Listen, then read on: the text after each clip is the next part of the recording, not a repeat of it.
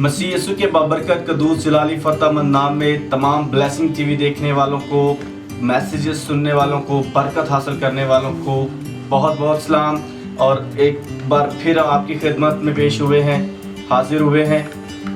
ایک نیا مقصد لے کر، ایک نیا میسیج لے کر، ایک نیا پیغام لے کر اپنے لوگوں کے لیے، اپنے عزیزوں کے لیے، اپنے بہنوں بھائیوں کے لیے. آج کا ہمارا ٹاپک ہے don't support corona virus, fight with corona virus. جی ہاں،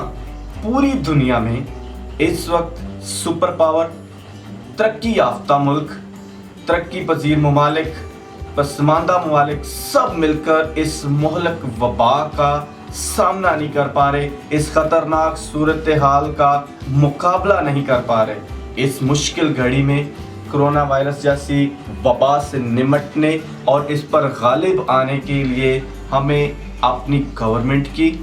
تمام سیاسی رہنماؤں کی، مذہبی رہنماؤں کی، سینئرز کی، ایکسپرٹس کی اور اپنی اعلیٰ حکومت کی تابعداری میں، فرما برداری میں اور میڈیا کے ساتھ تعاون کرنے کی اشد ضرورت ہے. اس سے بھی بڑھ کر ضروری اور اہم بات یہ ہے کہ سپریم پاور یعنی قدرت والے خدا، خالق کائنات اور ابتدا اور انتہا کی بات سننے، ماننے اور سمجھنے کی ضرورت ہے. جی سسٹر جی، یہ صورتحال بڑی ہی خطرناک ہو چکی ہے. اب تک کی موجودہ صورتحال سے نمٹنے کے لیے، اس وبا کا مقابلہ کرنے کے لیے ایسا کون سا عمل اختیار کیا جا رہا ہے اور ہمیں کون سا عمل اختیار کرنا ہوگا کہ کلام مقدس ہمیں اس کے بارے میں کیا بتاتا ہے، ہمیں کیا سکھاتا ہے، ہمیں اس صورتحال میں کیا کرنے کی ہدایات دیتا ہے جس سے ہم کرونا وائرس کو سٹاپ کر سکیں، جس سے ہم کرونا وائرس کو سپورٹ نہ کریں بلکہ اس سے فائٹ کر سکیں. جی، بائبل مقدس بہت ساری ایسی باتیں جو ان دنوں میں میڈیا پر وائرل ہیں اور سکھائی جا رہی ہیں، ٹیچ کی جا رہی ہیں. بائبل مقدس بھی ان کے تعلق سے بہت ساری باتیں ہمیں سکھاتا ہے. جب ہم یسایہ کی کتاب اس کا 26واں باب 20ویں آیت کو پڑھتے ہیں تو لکھا ہے، اے میرے لوگو، اپنے خلوت خانوں میں داخل ہو، اپنے پیچھے دروازے بند کر لو، اپنے آپ کو تھوڑی دیر تک چھپائے رکھو جب تک غضب ٹل نہ جائے. جی ہاں میرے عزیزوں، مسیحی کلیسیا کو، پاکستانی قوم کو، میرے دوست احباب بہن بھائیوں کو اس وقت ضرورت ہے کہ اپنے خلوت خانوں میں، اپنے گھروں میں، اپنے مقاموں میں، اپنے فلائٹس پہ اپنے آپ کو بک کریں، بینڈ کریں، سیف کریں، اسٹے ایٹ ہوم، کیونکہ خدا کا کلام بھی ہمیں یہی تلقین کرتا ہے. اپنے دروازوں کو بند کریں، غیر ضروری لوگوں کے لیے، ریلیٹیوز کے لیے، غیر ضروری ایکٹیویٹیز کے لیے اپنے ڈورز کو کلوز کریں تاکہ ہم اپنے آپ کو سیف کریں اس مدت تک جب تک یہ غضب، خدا کا قہر، یہ بری بلا ہمارے ملک سے اور ہماری زندگیوں سے ٹل نہیں جاتی. ہمیں اس صورتحال کو ایکسیپٹ کرنے کی ضرورت ہے کہ ہم ایک ڈیفیکلٹ ترین ٹائم سے گزر رہے ہیں، ہم ایک ہارڈ ٹائم میں سروائیول کر رہے ہیں. اس بات کو ایکسیپٹ کریں، سیلف کیئر کریں اور دوسروں کی کیئر کریں، کیونکہ دوسرے جن سے ہم پیار کرتے ہیں اگر ہم نے اپنی کیئر نہ کی تو وہ بھی نقصان اٹھائیں گے. بالکل، اب وقت ہے کہ ہم اپنی صحت کا خیال رکھیں اور نہ کہ اپنی صحت کا بلکہ اپنی بچوں کی، اپنی فیملی کی، اپنے ارد گرد کے لوگوں کی صحت کا بھی خیال رکھتے ہوئے اپنی ذمہ داری کا مظاہرہ کریں. سسٹر جی، کچھ لوگ یہ سوچتے ہیں کہ یہ جو کرونا وائرس ہے یہ ایک معمولی سی عام سی ایک بیماری ہے، یہ کوئی وبا نہیں، اس کے خطرات کو وہ بڑا لائٹ سا لیتے ہیں، اس سے ہونے والے نقصانات پر وہ کچھ زیادہ غور نہیں کرتے اور بہت ساری جھوٹی افواہیں پھیلاتے اور ان کا یقین کرتے ہیں. کیا بتاتی ہے بائبل مقدس ہمیں اس کے حوالے سے؟ جی، بائبل مقدس اس کے حوالے سے بہت ساری پروفیسیز کرتی ہیں کرونا وائرس کے تعلق سے، اور ایسی سچویشن کے بارے میں بہت سارے حوالہ جات ہمیں ملتے ہیں، جس کے تعلق سے ایک حوالہ آپ کے سامنے رکھنا چاہوں گی. جرمیہ کی کتاب 25واں باب 32ویں آیت میں لکھا ہے، رب الفاج فرماتا ہے، دیکھ قوم سے قوم تک بلا نازل ہوگی اور زمین کی سرحدوں سے ایک سخت طوفان برپا ہوگا۔ خداوند کے مقتول اس روز زمین کے ایک سرے سے دوسرے سرے تک پڑے ہوں گے، ان پر کوئی نوحہ نہ کرنے والا ہوگا اور نہ انہیں جمع کیا جائے گا، نہ دفن ہوں گے، وہ کھاد کی طرح روئے زمین پر پڑے رہیں گے۔ اور اگر آپ نے ساری سچویشن کو آبزرو کیا ہو انٹرنیٹ پر، چائنا کے حالات کو، اٹلی کے حالات کو، یو ایس اے کے حالات کو، اسپین کے حالات کو، جرمن اور ایران کے حالات کو، تو ایسی بہت ساری سچویشنز، بہت ساری ویڈیوز، بہت ساری انفارمیشن آپ کو ملیں گی کہ لوگ کس قدر زیادہ وہاں پر ہلاکتیں ہوئیں اور کس طرح سے ان پر نوحہ کرنے والے نہ تھے، انہیں جمع کرنے والے نہ تھے، ان کی تدفین نہ ہوئی بلکہ انہیں زمین پر ویسٹ کیا گیا، ان کی باڈیز کو برن کیا گیا اور انہیں ایک ساتھ بہت سارے لوگوں کو جلا دیا گیا یا انہیں دفن کیا گیا یا وہ کھاد کی طرح ان کے ساتھ سلوک کیا گیا۔ سو ہمیں اس ساری صورتحال کو مد نظر رکھتے ہوئے، خدا کے کلام کو مد نظر رکھتے ہوئے، اپنی سچویشن کو آبزرو کر کے اپنے آپ کو خداوند کے تابع کرنے کی اور اس ساری صورتحال کو ایک سنگین مسئلہ جانتے ہوئے سنجیدہ ہونے کی اور اپنے آپ کو خداوند کے حضور میں اور اپنے آپ کو دوسرے عزیزوں سے اور گیدرنگ سے الگ کرنے کی ضرورت ہے، تاکہ ہم خود بھی بچیں اور اپنے عزیزوں کو، اپنے پیاروں کو بھی بچا سکیں۔ اس وقت صورتحال پوری اراؤنڈ دا ورلڈ، پوری دنیا میں بڑی کٹھن، بڑی غمگیر ہے۔ تقریباً 200 سے زائد ممالک جو ہیں اس کا لقمہ اجل بن چکے ہیں،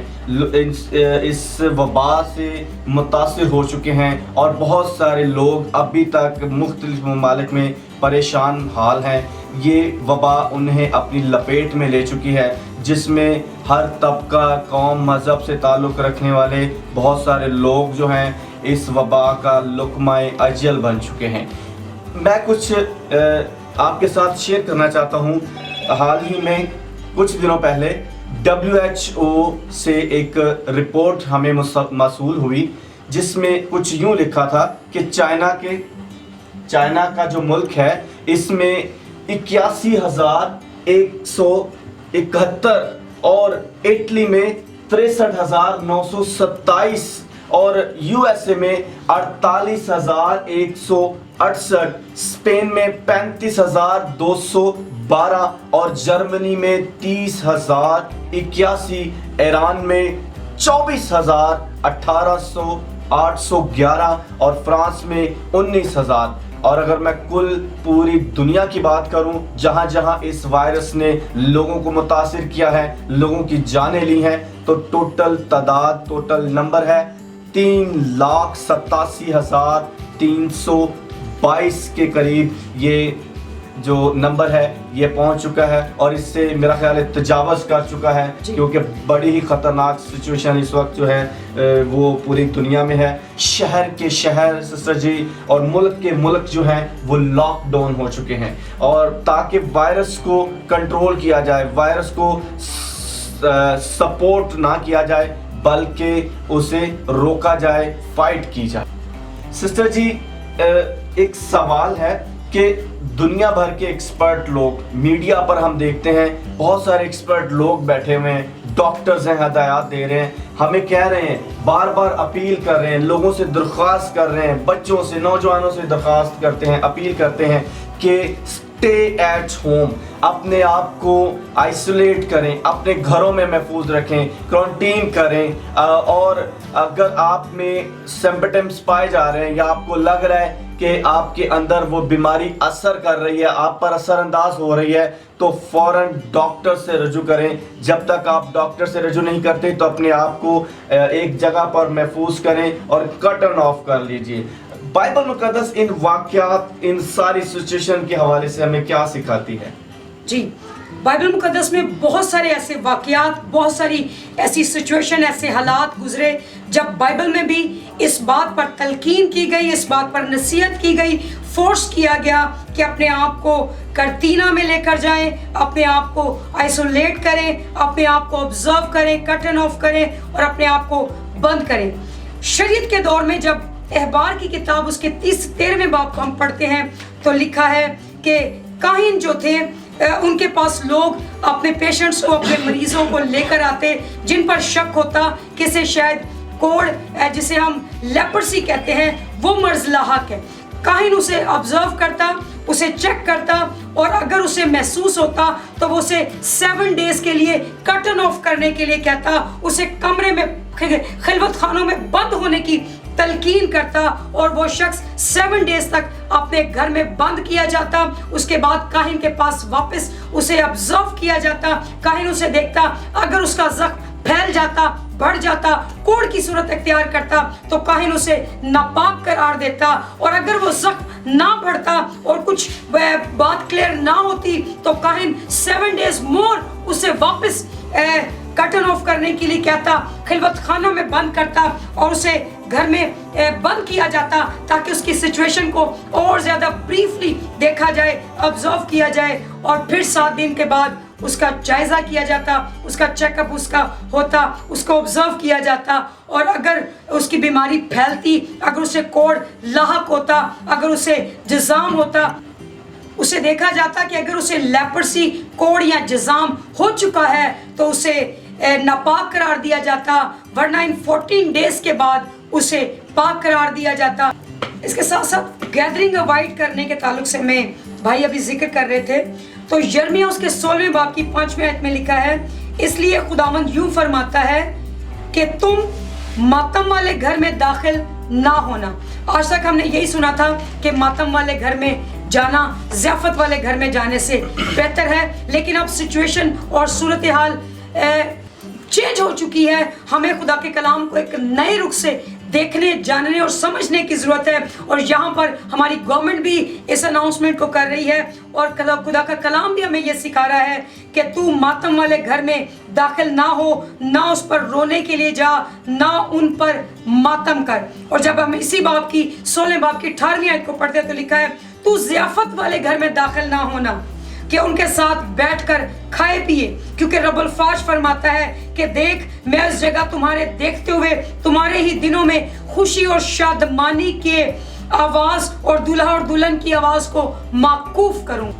हम इस वक्त देखते हैं कि पूरी दुनिया एक नहायत कर्ब, तकलीफ और सफरिंग के पीरियड से गुजर रही है, और लोगों की जिंदगियों में खुशी, इत्मीनान, तहम्मुल नहीं रहा, और लोग बेचैन, परेशान और मुस्तरिब हैं। ज़बूर की किताब को जब हम ज़बूर 88 उसकी 8वीं आयत को पढ़ते हैं तो लिखा है, तूने मेरे जान पहचानों को मुझसे दूर कर दिया। ये खुदा का मंसूबा है कि हम अपने रिलेशनशिप को, अपनी गैदरिंग को इन दिनों में इग्नोर करें, दूर करें अपने आप से, और खुदावंद अपने खुदा के हजूर में, अपने खिलवत खानों में घुटनों के बल आएं। और ज़बूर 88 की 18वीं आयत में लिखा है, तूने मेरे दोस्त अहबाब को मुझसे दूर कर दिया और मेरे जान पहचानों को अंधेरे में डाल दिया। ये खुदावंद का मंसूबा है कि हम अपने दोस्त अहबाब से भी इन दिनों में कट के रहें, उनके साथ फिजिकल रिलेशंस को, उनके साथ गैदरिंग को, हैंडशेक करने को अवॉइड करें, और हम इन दिनों में अपने आप को सेपरेट करें, अपने खिलवत खानों में लेकर आएं, अपने दरवाज़ों को बंद रखें और अपने आप को छुपा कर रखें, ताकि जब तक खुदा का गज़ब टल ना जाए, ताकि हम खुद अपने आप को सेफ करें और अपने प्यारों को, अपने मोहब्बत करने वालों को सेफ रखें, ताकि खुदावंद की बरकत हमारी ज़िंदगियों में ज़ाहिर हो। इस पैगाम को दूसरों तक पहुंचाने के लिए लाइक कीजिए, कमेंट्स कीजिए और शेयर कीजिए, ताकि बहुत सारी जिंदगियां आज़ाद हो सकें, रिहाई पा सकें और इस मुसीबत से खलासी पा सकें। और don't support corona virus, fight with corona virus.